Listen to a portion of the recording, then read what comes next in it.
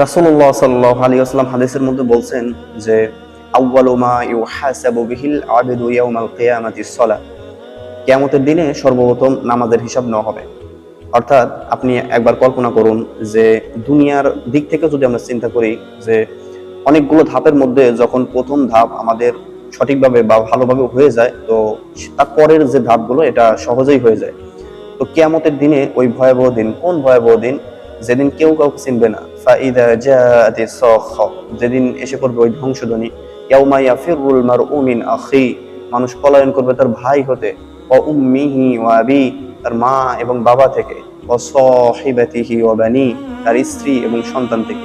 ওই ভয়াবহ দিন যেদিন পাপিষ্ঠদের মাথার মগজ টকবক টকবক করে বলবে, ওই অবস্থায় ওই দিনে আল্লাহ রাসূল সাল্লাল্লাহু আলাইহি ওয়াসাল্লাম বলতেছেন যে যেদিন বিচার কার্যক্রম হবে, সেই দিনে এক শ্রেণীর আছে যে সহজ হিসাব হবে, বা তাদের প্রথম যে ধাপ নামাজের হিসাব সহজ হবে, বা সর্বপ্রথম হিসাব হবে নামাজের। তো এই যে সর্বপ্রথম হিসাব নামাজের হবে, এই নামাজ যদি কেউ পার পেয়ে যায় বা সর্বপ্রথম হিসাব যদি কেউ পার পেয়ে যায়, তার জন্য সহজ হয়ে যাবে, সে তো সফল, বাকিগুলো তার জন্য সহজ হয়ে যাবে। এই কারণে এটা তো একটা হাদিস বললাম, এরকম নামাজের অনেক ফজিলতপূর্ণ হাদিস, অনেক ফজিলতপূর্ণ কথা আয়াত বলা সম্ভব। রাসূল আল্লাহ সুবহানাহু ওয়া তাআলা বলছেন, ওয়াল্লাযীনা হুম আলা সালাওয়াতিহিম ইউহাফিযুন উলাইকা হুমুল ওয়ারিসুন আল্লাযীনা ইয়ারিসুনাল ফিরদাউস হুম ফিহা খালিদুন। এরকম অনেক আয়াত বলা সম্ভব। তো আমাদের যেটা বোঝার বিষয়, আমরা যারা নামাজ পড়ি, আমাদের নিয়ে আজকের এই কথাগুলো, সেটা হচ্ছে যে আমরা অনেক সময় নামাজ পড়ি, বিভিন্ন ক্যাটাগরিতে নামাজ পড়ি। তো এই নামাজের ক্যাটাগরি আবার 5টা শ্রেণীতে বিভক্ত এরকম। তো এই 5টা শ্রেণী আমি সংক্ষিপ্তভাবে আলোচনা করতেছি ইনশাআল্লাহ। আমরা যখন কোনো কথা শুনবো, এটা নিজের সাথে মেলাবো। আমরা যখন আমাদের অভ্যাস হচ্ছে যে আমরা যখন কথা শুনি, আমরা চিন্তা করি যে ওই ভাই এরকম নামাজ পড়ে, ওই ভাইয়ের অন্তর এরকম, অথচ আমি নিজেও যে ওই আওতায় পড়ি এটা আমি চিন্তা করি না।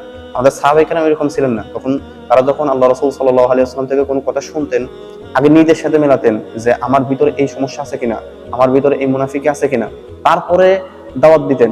তো এটা হচ্ছে বিষয়। আমার কোনো সমস্যা থাকলে এই যে 5টা বিষয় বলা হবে, আমার এই সমস্যা আমার নিজের ভিতর থাকতে পারে, আমি আমার নিজের জন্য বলতেছি। তো এই সমস্যা যদি আমার ভিতরে থাকে, আমি সমস্যার সমাধান করে নিব ইনশাআল্লাহ। তো ওই 5টা শ্রেণীর একটা প্রথম নম্বর শ্রেণী হচ্ছে যে অমনোযোগী। 5 নম্বর হচ্ছে অমনোযোগী। তো এই শ্রেণীর ব্যক্তিরা নামাজের ভিতর কখন রুকু করে, কখন সিজদা করে, এটা তারা বুঝতে পারে না। তো এই শ্রেণীর শাস্তি হচ্ছে যে তারা, বা পুরস্কার হচ্ছে যে তারা এই নামাজের জন্য তারা শাস্তির আওতাভুক্ত হবে, তারা সরাসরি শাস্তির আওতাভুক্ত হবে। এরপর দ্বিতীয় শ্রেণী হচ্ছে যে বিভিন্ন চিন্তায় মগ্ন, তারা সরাসরি অমনোযোগী, বাদবাকি বিভিন্ন চিন্তায় মগ্ন, তারা চিন্তা আসে, আবার এরকম চিন্তা, তারা রুকু করে কখন সিজদা করে এটা বুঝতে পারে, মোটামুটি বুঝতে পারে, আল্লাহ হেফাজত করে আমাদের। তো এই বুঝতে পারে, কিন্তু এই যে তার চিন্তা আসতেছে, তার এই চিন্তাকে সে প্রাধান্য দেয়, মানে নামাজের ভিতরে সে নামাজকে বাদ দিয়ে চিন্তাকেই প্রাধান্য দেয়। তো এই ব্যক্তি কি করা হবে? এই ব্যক্তিকে সরাসরি শাস্তির আওতাভুক্ত করা হবে না, বাদ বাকি এই ব্যক্তিকে হিসাব দেওয়া হবে, নামাজের হিসাব চাওয়া হবে। আর কিয়ামতের দিন যার হিসাব চাওয়া হবে সে ব্যর্থ, একদম সে ধ্বংস। তো এই ব্যক্তিও শাস্তির আওতাভুক্তই হবে।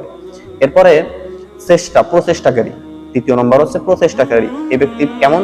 এই ব্যক্তি হচ্ছে যে এই ব্যক্তি নামাজ পড়ে, বিভিন্ন চিন্তা আসে, তো এই চিন্তা আসার পরে ওটা আবার রিকভার করার চেষ্টা করে সে। মানে 2য় নম্বর শ্রেণী যেটা ছিল যে চিন্তা আসে কিন্তু সে চিন্তাকেই প্রাধান্য দেয়, কিন্তু এই শ্রেণীর ব্যক্তিরা চিন্তা আসতে পারে, এটা আমরা যেহেতু মানুষ, আমাদের চিন্তা আসতে পারে, তো এই চিন্তা সে দূর করার চেষ্টা করে, নামাজের ভিতর নামাজে মনোযোগ রাখার চেষ্টা করে যে আল্লাহ সুবহানাহু ওয়া তাআলা আমাকে দেখতেছেন। তো এই চিন্তাতে সে নামাজে মনোযোগ ধরে রাখার চেষ্টা করে। তো এই যে তার চেষ্টা, এই চেষ্টার মানে এই শ্রেণীর নামাজের পুরস্কার হচ্ছে এই চেষ্টার কারণে আল্লাহ সুবহানাহু ওয়া তাআলা তাকে মাফ করে দিবেন ইনশাআল্লাহ। মানে তার এই যে প্রচেষ্টা করতেছে সে, যে আমি নামাজের ভিতর মনোযোগ ধরে রাখতে হবে, এই চেষ্টার কারণে সে আল্লাহর কাছ থেকে পুরস্কার পাবে বা আল্লাহর কাছে মাফ পেয়ে যাবে ইনশাআল্লাহ। এরপর 4র্থ শ্রেণী হচ্ছে মনোযোগী। এই 4র্থ শ্রেণীর নামাজে যারা দাঁড়ায়, তারা হচ্ছে একদম যখন নামাজে দাঁড়ায় দুনিয়ার কোনো চিন্তা, দুনিয়ার কোন আসবাবের চিন্তা তার মাথায় থাকে না। তো এই যে মনোযোগ, এই মনোযোগের কারণে এই শ্রেণীর নামাজের ব্যক্তি হচ্ছে পুরস্কার হচ্ছে তারা আল্লাহর কাছ থেকে উত্তম পুরস্কার পাবে ইনশাআল্লাহ। এটা হচ্ছে 4র্থ শ্রেণী। আর 5ম শ্রেণী হচ্ছে আত্মসমর্পিত নামাজ। এটা হচ্ছে সমস্ত আম্বিয়া কিরামের নামাজ, আল্লাহ রাসূল সাল্লাল্লাহু আলাইহি ওয়াসাল্লাম সহ সমস্ত আম্বিয়া কিরামের নামাজ। এটা এই নামাজের পুরস্কার স্বরূপ আল্লাহ রাসূল সাল্লাল্লাহু আলাইহি ওয়াসাল্লাম সহ সমস্ত আম্বিয়া কেরাম আল্লাহর নৈকট্য প্রাপ্ত হয়। এটা তো নামাজ নয়, বরং এমন একটা বিষয় যে তারা আল্লাহ সুবহানাহু ওয়া তাআলার সাথে সাক্ষাৎ করেন। এত মধুর, এত মহান তাদের নামাজ।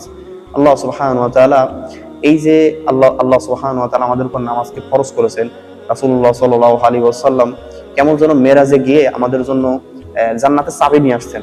তো আমরা এতটাই হতভাগা যে সেই চাবি গ্রহণ করার সময় পাই না। অতএব আমাদের মনোযোগের সাথে নামাজ আদায় করতে হবে। আল্লাহ সুবহানাহু ওয়া তাআলা আমাদেরকে নামাজ সঠিকভাবে আদায় করার তৌফিক দান করুন, সমস্ত ভুল ত্রুটি ক্ষমা করুন। আমিন।